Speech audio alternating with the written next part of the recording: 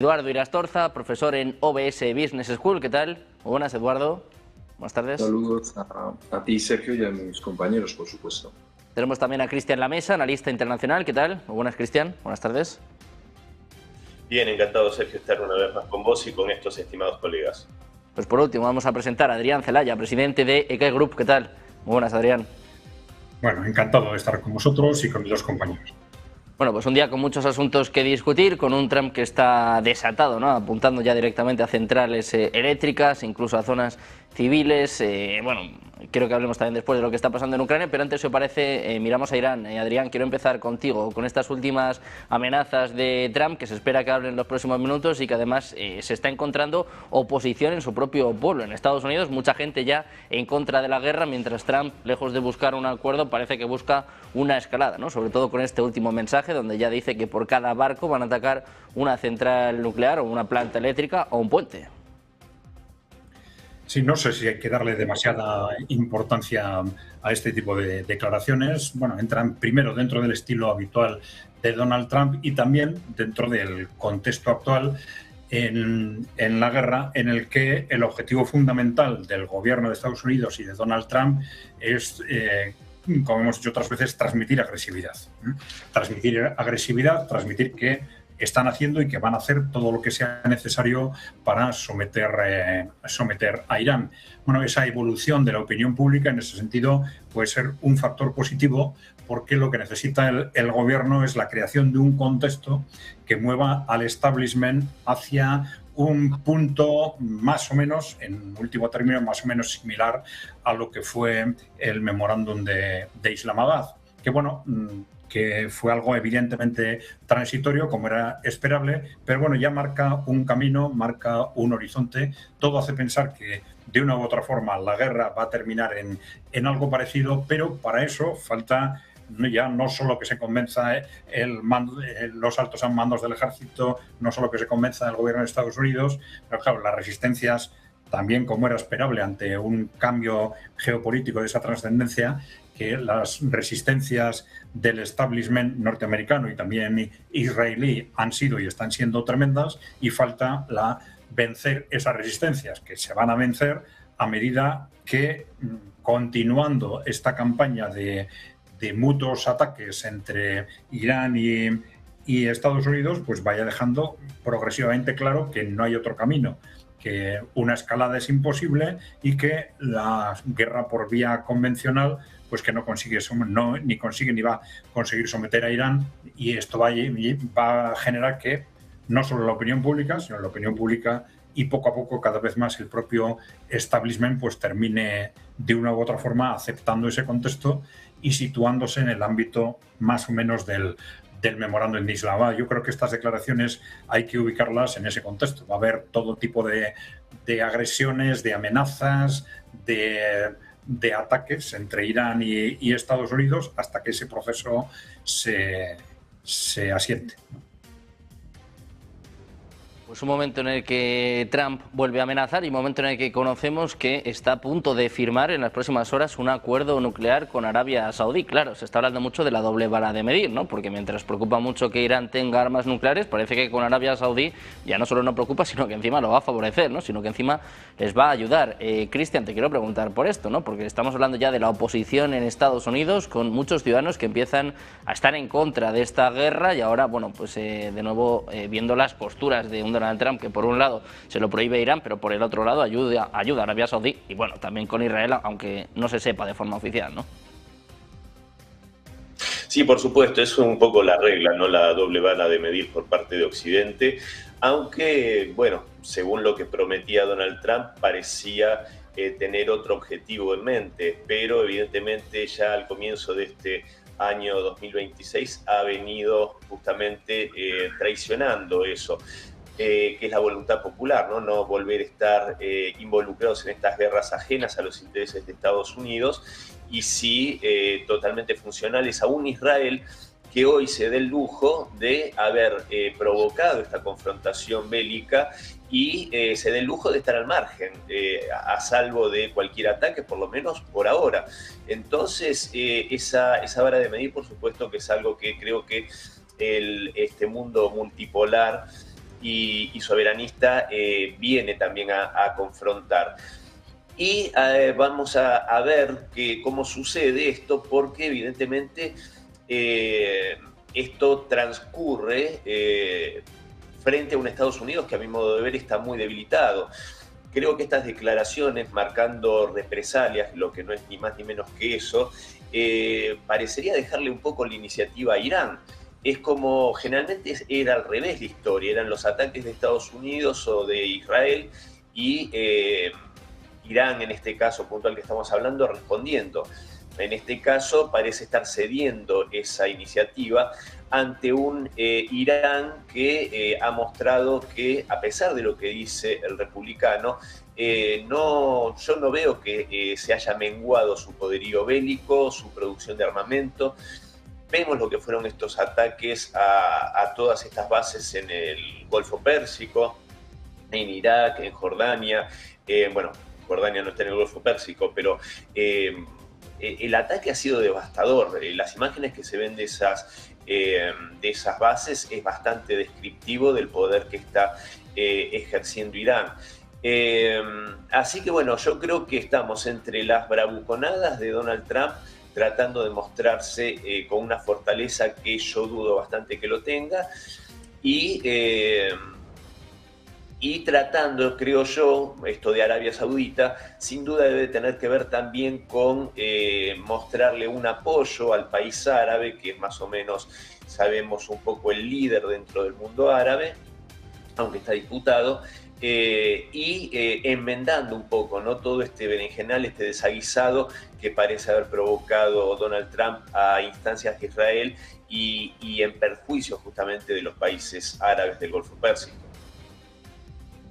Bueno, pues un Trump que está a punto de participar, de hecho, en un traslado de ceremonia solemne, en un momento en el que se habla ya de al menos 3 soldados que fallecieron en los ataques en Jordania, en un momento en el que, bueno, pues Trump está hablando de la fortaleza de Estados Unidos, pero al mismo tiempo estamos viendo como Irán, como bien nos decía ahora Cristian, no solo no ha menguado su capacidad, sino que encima parece que está encontrando brechas en las defensas de Estados Unidos, con estos ataques en Jordania, pero también en Bahrein, en Kuwait. Eduardo, ¿cómo ves esta situación? Porque llevamos 11 días consecutivos de ataques y tampoco parece que estemos más cerca de un acuerdo. No parece que Estados Unidos esté más cerca de doblegar a los iraníes.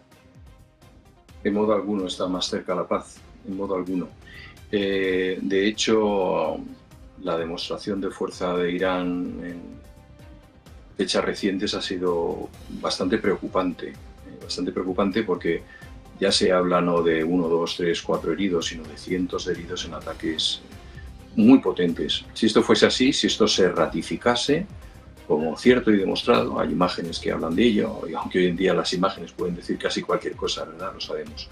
Pero si fuese así, pues estaríamos viendo que Irán, a diferencia de Estados Unidos, puede elegir entre una enorme variedad de objetivos militares, mientras que Estados Unidos tiene uno, que es el estrecho de Hormuz. Ahí concentra sus energías. Ahora quiere diversificar a instalaciones civiles, a carreteras, a puentes, como ha señalado, etcétera, ¿no? Bien, mientras que Irán puede, hoy día golpeo aquí, otro día golpeo en otro sitio. Realmente es mucho más difícil de embridar las ofensivas iraníes que lo que puede hacer Estados Unidos, a no ser que intervenga e incremente esto, escale el conflicto.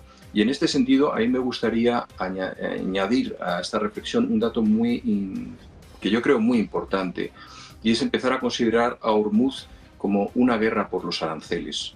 Fijaros que Trump ha sido taxativo a la hora de decir, por cada barco que no pase vamos a romper un puente, vamos a romper una presa, vamos a romperlo algo, ¿no? Algo por algo.